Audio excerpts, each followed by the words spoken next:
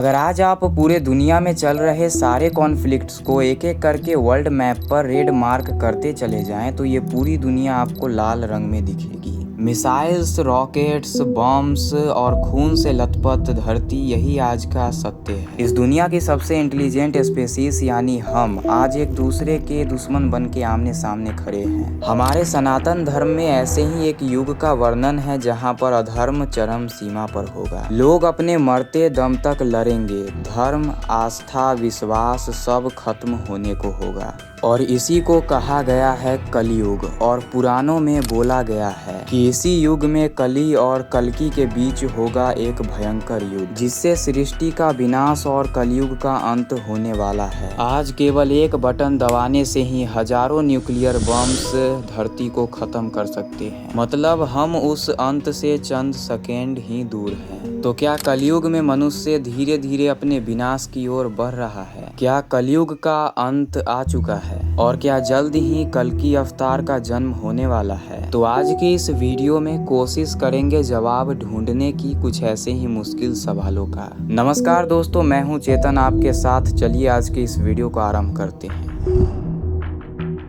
सत्य, त्रेता, द्वापर और कली, ये चारों युग सृष्टि की 4 डिफरेंट स्टेजेस हैं, जिसमें मनुष्य की फिजिकल, स्पिरिचुअल और मोरल एवोल्यूशन को बहुत ही डिटेल में डॉक्यूमेंट किया गया है हमारे वेदों और पुराणों में। इन चारों युगों को मिला के बनता है एक महायुग, जिसका टाइम ड्यूरेशन है 43,20,000 वर्ष।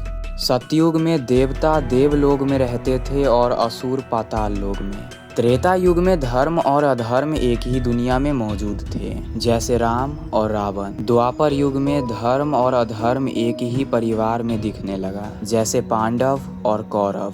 वहीं कलयुग में धर्म और अधर्म एक मनुष्य के अंदर ही दिखाई देता है। इसका मतलब काल चक्र जैसे जैसे आगे घूमता गया, मनुष्य भी अपने धर्म के मार्ग से थोड़ा थोड़ा दूर जाता रहा और उसके अंदर काम, क्रोध, लोभ और हिंसा जैसा अधर्मिक लक्षण बढ़ता गया। साथ ही उनकी आयु और लंबाई भी कम होती गई। पुराणों में कहा गया है कि हर युग में जब जब इंसानियत, चरित्र और सच्चाई का पतन होगा, तब तब एक महाप्रलय होगा और भगवान स्वयं अवतारित होकर अधर्म का नाश और धर्म का पुनः स्थापना करेंगे। फिर इस सृष्टि की दोबारा शुरुआत होगी एक नए युग के साथ। और ऐसे ही युग चक्र एक साइक्लिक ऑर्डर में घूमता जाता है। जैसे सतयुग के बाद त्रेता, त्रेता के बाद द्वापर, द्वापर के बाद कलयुग आता है और देन अगेन कलयुग के बाद ये साइकिल रिवर्स हो जाता है। फिर से कलयुग के बाद सतयुग, सतयुग के बाद त्रेता, ऐसे चलते रहता है। और अगर बात करें इवेंट्स की, तो सतयुग को छोड़ के त्रेता, द्वापर और कलयुग के बारे में जानना हमारे लिए इम्पोर्टेंट बन जाता है, क्योंकि इससे हमको पता चलता है कि धीरे धीरे करके हम अपने धर्म के मार्ग से कितना दूर जा चुके हैं। और पुराणों में जो वर्णन दिया गया है उसके साथ आज के समाज में कितना सिमिलैरिटी है, जिसे हम आने वाले कल का अंदाजा लगा सके। त्रेता युग में मनुष्य थोड़ा सा स्वार्थी हो गया, उसके अंदर ईर्ष्या और द्वेष जैसे अवगुण दिखने लगे, लेकिन अधर्म की मात्रा फिर भी कम थी। इसी युग में रावण के वध के बाद श्री राम वापस अयोध्या लौटकर राम राज्य का स्थापना किए थे। पर जब उसके बाद श्री राम बैकुंठ धाम लौट गए, उसके बाद त्रेता युग की अंत हो गई और उसके बाद शुरू हुआ काल खंड का तीसरा युग यानी कि द्वापर युग। इसी युग से मनुष्य का चरित्र का पतन हो जाता है। दूसरों की धन संपत्ति, यहाँ तक कि स्त्री पर भी गलत नजर डालने का कुक्रम यहाँ से शुरू हो जाता है। और इसी युग में सनातन धर्म के 4 वर्ण ब्राह्मण, क्षत्रिय, वैश्य और शूद्र में भेदभाव शुरू हो जाता है। और इसी युग में महाभारत की लड़ाई भी लड़ी गई थी और एक बार फिर से भगवान ने अपने श्री कृष्ण अवतार में आकर धरती पर पुनः धर्म की स्थापना की। लेकिन जब इसके बाद गांधारी के श्राप से भगवान कृष्ण की मृत्यु हुई थी, तब शुरुआत हुई कलयुग की। कलयुग की आयु 4,32,000 साल है और अभी तक केवल 5,125 साल ही बीते हैं। मतलब अभी भी 4,26,875 साल बचे हुए हैं। कलयुग में मानव का चरित्र कैसा होगा, इसका डिटेल डिस्क्रिप्शन पुराणों में मिलता है। जैसे ब्राह्मण वेदों का पाठ नहीं करेंगे, क्षत्रिय प्रजा की रक्षा नहीं करेंगे और शासन वही करेगा जो चोर है। हिंसा, लोभ, मोह, काम, क्रोध, वासना, द्वेष, माता पिता का त्याग, स्त्री अपराध, जीव हत्या,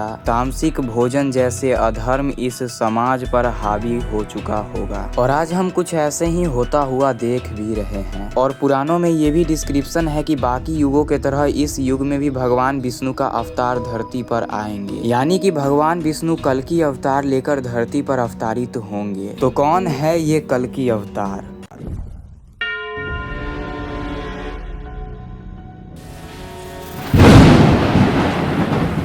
जैसे कि हम लोग जानते हैं कि भगवान विष्णु अपने 9 अवतारों के साथ धरती पर अवतारित हो चुके हैं। जैसे कि सतयुग में भगवान विष्णु 4 अवतार लिए थे, मत्स्य, कूर्म, वराह और नरसिंह अवतार। और आगे त्रेता युग में वराह, परशुराम और राम अवतार। और द्वापर युग में श्री कृष्ण और बुद्ध अवतार। एवं कलयुग में होगा कल्कि अवतार। कलयुग में कली का मतलब है डार्कनेस, अंधकार। पुराणों के माने तो सत्य, द्वापर, त्रेता, इन सब में जितने भी असुर देखा गया है उन सभी से कई गुना भयंकर है कलयुग का कली असुर, जो मनुष्यों के दिमाग से धर्म का भावना खत्म कर देता है। कली अमर है और अदृश्य भी। जब भी इंसान जुआ खेलता है, शराब पीता है, अनैतिक संबंध बनाता है या फिर चोरी करता है, इसका मतलब वह पूरी तरह से कली के प्रभाव में है। और आज के समय में हमारे समाज में देखा जाए तो सभी लोग यही करते दिखाई दे रहे हैं। इसका मतलब ये है कि आज नहीं तो कल कलयुग अपने चरम सीमा पर होगा। महाभारत के युद्ध के दौरान श्री कृष्ण ने अर्जुन को कहा था, यदा यदा हि धर्मस्य ग्लानिर्भवति भारत, अभ्युत्थानं धर्मस्य तदात्मानं सृजामि, परित्रणाय साधूनां विनाशाय च दुष्कृतां, धर्म संस्थापनार्थाय संभवामि युगे युगे। मतलब जब जब धर्म की हानि होती है तब तब मैं आता हूँ, जब जब अधर्म बढ़ता है तब तब मैं आता हूँ, सज्जन और साधुओं के रक्षा के लिए मैं अवतारित होता हूँ, दुष्टों के विनाश के लिए और धर्म का स्थापना के लिए मैं हर युग युग में आता हूँ। ऐसा माना जाता है कि उत्तर प्रदेश के मुरादाबाद जिले के संभल गांव में कल्कि भगवान का जन्म होगा। उनकी पत्नी होगी पद्मा, जो कि माँ लक्ष्मी का ही स्वरूप होगी। कल्कि भगवान और कली के बीच में जो युद्ध होगा उसमें कल्कि भगवान का साथ देंगे 7 चिरंजीवी। अगर आपको इस पर डिटेल में वीडियो चाहिए तो कमेंट्स में जरूर बताइएगा। वीडियो पसंद आए तो लाइक कीजिए, ऐसे ही वीडियोस के लिए चैनल को सब्सक्राइब मारिए।